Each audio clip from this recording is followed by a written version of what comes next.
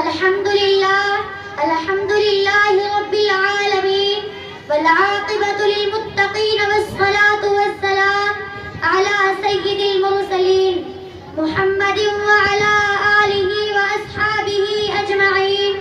اما بعد، کچھ لوگ بوئے گل سے پریشان ہے آج کل، کچھ لوگ بوئے گل سے پریشان ہے آج کل، ہر چند ان سے کوئی عداوت نہیں مجھے. کہتی ہوں صاف صاف عزیزان محترم، کہتی ہوں صاف صاف عزیزان محترم، کہتی ہوں سچ کے جھوٹ کی عادت نہیں مجھے. عزیز سامعات، اسلام ایک ایسا آفتی مذہب ہے جس کی جملہ تعلیمیات نہ صرف مسلمانوں کے لیے بلکہ پوری انسانیت کے لیے امن و امان کی ضامن ہے. اسلام میں جہاں ایمان و یقین، زہد و تقوی، عفت و پاک بازی، شرم و حیا، عدل و انصاف، عفو درگزر، دیانت داری و خودداری، محبت و شفقت، حق گوئی و بیوا کی جیسے اخلاق حسنہ کی ترغیب ہے، وہی تمام لڑائی سے دور و نفور رہنے کی تعلیم بھی ہے. اس لیے روز اول ہی سے اسلام کی روشنی اتنی تیزی سے پھیلی کہ دنیا والے حیرت میں پڑ گئے اور دشمنان اسلام نے دروغ گوئی سے کام لیتے ہوئے ببانگ دہلی اعلان کرنا شروع کر دیا کہ اسلام کی اشاعت تلوار سے ہوئی، ملت اسلامیہ کی پاسبانوں. لیکن جب ہم اس بات کی تحقیق کے لیے تاریخ کے دروازے پر دستک دیتے ہیں اور پوچھتے ہیں تو تاریخ ہمیں چیخ چیخ کر جواب دیتی ہے کہ نہیں، اسلام کی اشاعت تلوار سے نہیں بلکہ اخلاق حسنہ سے ہوئی. کیونکہ اگر اسلام کی اشاعت تلوار سے ہوتی تو بتاؤ حضرت ابوبکر صدیق پر کس نے تلوار اٹھائی تھی؟ زید بن حارثہ پر کون حملہ آور ہوا تھا؟ حمزہ جیسی دلیر کو کس نے دھمکایا تھا؟ عمر جیسی بہادر کو کس نے آنکھیں دکھائی تھی؟ بلال و صہیب کو اسلام کے نام پر تڑپنے کے لیے کس نے مجبور کیا تھا؟ اور ہاں، انصار مدینے پر نبی کے قدموں میں آنے کے لیے کون زور زبردستی کر رہا تھا؟ 8 ہجری میں کفار مکہ پر دامن اسلام سے وابستہ ہونے کے لیے کون دباؤ ڈال رہا تھا؟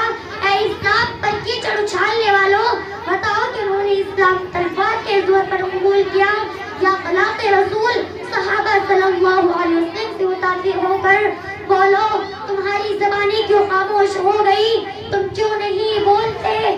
ہاں، تمہیں خاموش ہی رہنا پڑے گا، کیونکہ تمہیں بھی معلوم ہے کہ ان حضرات نے اسلام کو اپنی رضامندی اور خوشنودی سے اپنے سینے سے لگایا تھا. محترم سامعین کرام، یہی نہیں بلکہ ایک قدم اور آگے بڑھائیں اور نظر ڈالیے عہد فاروقی پر تو آپ کو نظر آئے گا کہ اسلامی مجاہدین نے قبول اسلام پر کبھی کسی کو مجبور نہیں کیا بلکہ سب کو مذہبی آزادی کا پروانہ دیا. حضرت عمر بن خطاب رضی اللہ عنہ کا وہ امان جو فتح بیت المقدس کے موقع پر عیسائیوں کو دیا تھا، آج بھی تاریخ کے اوراق میں ان الفاظ کے ساتھ موجود ہے. نہ ان کی گرجاؤں میں نہ سکونت کی جائے، نہ ان کو ڈھایا جائے، نہ ان کو کوئی نقصان پہنچایا جائے گا، اور نہ ان کے صلیبوں اور مالوں میں کچھ کمی کی جائے گی، اور نہ ان کے مذہب کے بارے میں کوئی جبر کیا جائے گا.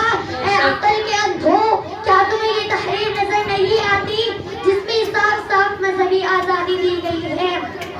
اے اسلام کے چہرے کو مست کرنے والوں، ابھی اور آگے بڑھو اور ان خطوط کا بھی مطالعہ کرتے چلو جو حجاج بن یوسف جیسے جابر و ظالم گورنر نے فاتح سندھ محمد بن قاسم کے پاس بھیجا تھا.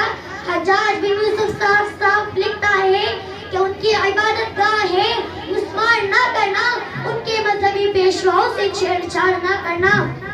اور تو ذرا لمبا سفر طے کیجیے اور فاتح بیت المقدس سلطان اصلاح الدین ایوبی رحمت اللہ پیادے کا تذکرہ بھی سنتے چلے، جس نے بیت المقدس کو نہ صرف خون خرابے سے بچایا تھا بلکہ تمام عیسائیوں کو خیر و عافیت سے نکلنے کا موقع بھی دیا تھا. اسی رحم دلی سے متاثر ہو کر لین پول نے لکھا ہے کہ وہ جلالت و شہامت میں یکتا اور بے مثال شخص تھا. محترم سامعین کرام، یہ تھی تاریخ کی ایک ہلکی سی جھلک جس کو میں نے آپ حضرات کے کے سامنے پیش کی، جس سے یہ بات بالکل واضح ہو گئی کہ اسلام کا چراغ ظلم جبر و تشدد کے تیل سے روشن نہیں بلکہ اس میں اخلاق حسنہ کا روغن ڈالا گیا۔ مزید وضاحت کے لیے آپ دور حاضر پر نظر ڈالیے اور غور کیجیے اور بتائیے کہ آج اسلام قبول کرنے والوں کو کون مجبور کر رہا ہے؟ آخر یوسف کیوں نہ محمد یوسف بننے کے لیے کس نے زبردستی کی؟ یورپ و امریکہ میں اتنی تیزی سے کیوں اسلام پھیلا ہے اور پھیل رہا ہے؟ اسلام اپنے باطنی کمالات کی وجہ سے پھیلا ہے اور پھیل رہا ہے اور انشاءاللہ پھیلے گا۔ اسلام کی فطرت میں قدرت نے لچک دی ہے، اسلام کی فطرت میں قدرت نے لچک دی ہے، اتنا ہی ابھرے گا جتنا کہ دباؤ گے۔ اللہ تبارک و تعالی ہم سب کو اسلام کا صحیح ترجمان بنائے، آمین۔ وآخر دعوانا الحمدللہ رب العالمین۔